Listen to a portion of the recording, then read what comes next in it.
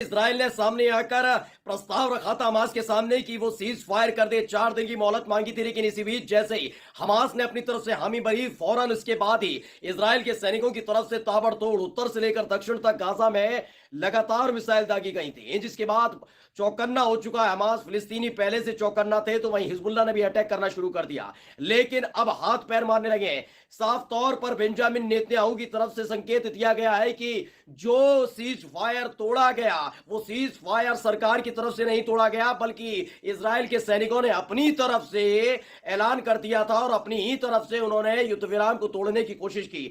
लेकिन हमास अब बख्शने के मूड में नहीं है। इसी को देखते हुए अब गिड़गिड़ाने लगा है इजराइल, और इजराइल ने मिस्र और कतर के सामने गिड़गिड़ाकर आखिरकार हमास को मनाने की कोशिश की है। लेकिन इसके साथ ही बहुत बड़ा खतरा इजराइल ने अपने सिर पर ले लिया है। मैं ये क्यों कह रहा हूं, आज अपनी इस वीडियो में आपको दिखाने जा रहा हूं, क्योंकि अब तक 5 मोर्चे पर इजराइल घिरा हुआ था। ये सारे के सारे जो मोर्चे थे वो लड़ाका संगठन थे, लेकिन अब ईरान और रूस के बाद 2 बड़े मुस्लिम परस्त देशों ने साफ कह दिया है कि अगर सीज फायर का उल्लंघन किया गया, तमाम शर्तें जो इजराइल पर थोपी गई हैं, उन शर्तों का उल्लंघन किया गया, उन्हें तोड़ा गया, दगाबाजी की, धोखेबाजी की, तो वो अपनी सेना को सीधे तौर पर फिलिस्तीन की तरफ से इजराइल पर अटैक करने के लिए छोड़ देंगी। नमस्कार, मैं हूं प्रज्वल गौतम और आप देख रहे हैं टाइम्स एक्सप्रेस। इस वक्त की एक बड़ी खबर बताने जा रहा हूं। बहुत बड़ी जीत हमास की फिलिस्तीनियों की आखिरकार हो गई है, क्योंकि 48 घंटे पहले जो मैंने आपको खबर दिखाई थी, उसको लेकर बहुत बड़ी गलती इजराइल की तरफ से कर दी गई थी।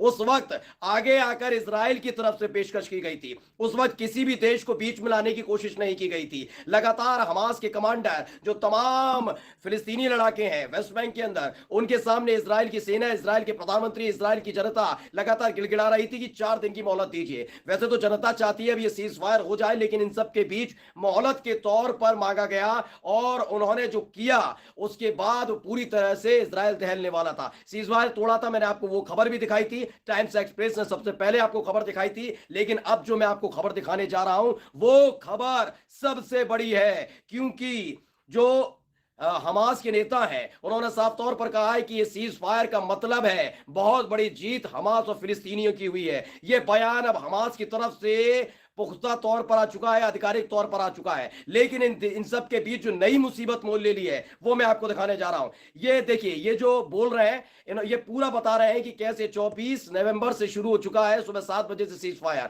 यानी आज सीज फायर हो गया है। ना गाजा पट्टी पर इजराइल की तरफ से कोई मिसाइल गिरेगी, ना गाजा की तरफ से यानी हमास की तरफ से कोई मिसाइल इजराइल पर ताकी जाएगी। लेकिन इन सब के बीच जो नई मुसीबत मोल ली है, वो है मिस्र और कतर के तौर पर। मिस्र और कतर ने अपनी दांव पर लगाकर इजराइल के हक में थोड़ी आवाज उठाई, कहा कि इजराइल अगर कह रहा है तो हमारी वजह से हमास मान जाए, 4 दिन की उसे मोहलत देनी चाहिए। जिसके बाद हमास ने कहा कि जिम्मेदारी आपकी है, इस बार अगर इजराइल ने इधर उधर करने की कुछ कोशिश की तो हम उसे बर्बाद कर देंगे, पूरी तरह से बर्बाद कर देंगे। और बर्बादी के तमाम सबूत मैं आपके सामने रखने जा रहा हूं। सबसे पहले देखिए क्या कुछ कहा गया है इसमें, जो बताया गया है, इसमें बताया गया है कि 24 नवंबर शुक्रवार सुबह 7 बजे से युद्ध विराम की घोषणा की गई है। हमास 50 इजरायली बंदी को रिलीज करेगा, तो बदले में इजराइल 150 फिलिस्तीनियों को आजाद करेगा। इस युद्ध विराम की वार्ता में मुख्य भूमिका कतर और इजिप्ट यानी मिस्र ने निभाई है। इस युद्ध विराम में भी अन्य नियम और शर्त लागू हैं, जिसका इजराइल को हर हाल में पालन करना होगा।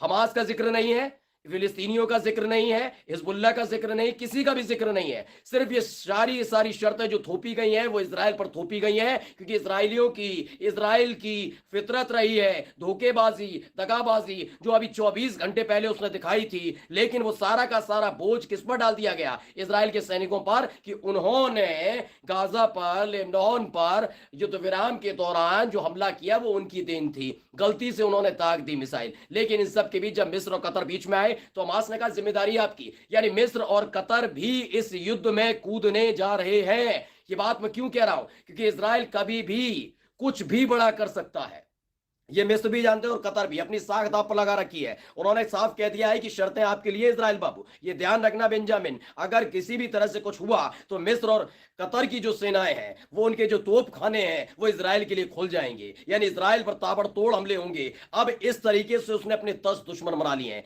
कौन कौन सा? पहले मैं लड़ाका संगठनों का जिक्र करूंगा। हमास से जब युद्ध शुरू हुआ, संघर्ष शुरू हुआ, तो गाजा पट्टी में हमास दूसरी तरफ वेस्ट बैंक में फिलिस्तीनी लड़ाके, लेबनान की तरफ से हिजबुल्ला, सीरिया की तरफ से आईएसआईएस, दक्षिणी इलाके में यमन के हूती लड़ाके पहले से 5 तैयार थे।